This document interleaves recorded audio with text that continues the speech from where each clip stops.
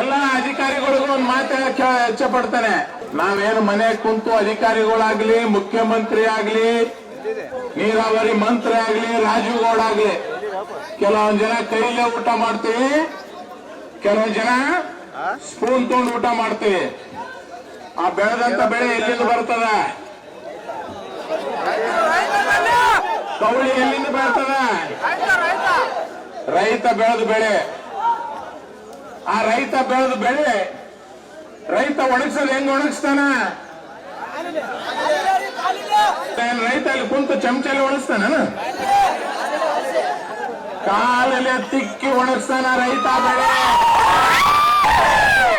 ಆ ರೈತನ ಕಾಲು ಸ್ಪರ್ಶ ಮಾಡಿದ ಮೇಲೆ ಆ ಬೆಳೆ ಒಣಗ್ತದ. ಆ ಒಣಗಿ ಪ್ಯಾಕ್ ಮಾಡಿ ಅದನ್ನ ಕೌಳಿನ ಪ್ಯಾಕ್ ಮಾಡಿ ಬೆಂಗಳೂರಿಗೆ ಕಳಿಸ್ತೀವಿ.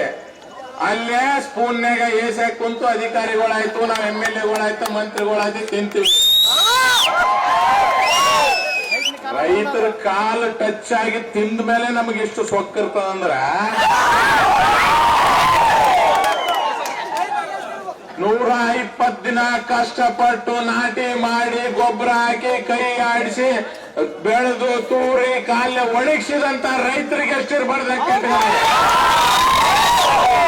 ರೈತರೇನು ರೊಚ್ಚಿಗೆದ್ರೆ ನೀವು ಇರಂಗಿಲ್ಲ, ನಾವು ಇರಂಗಿಲ್ಲ.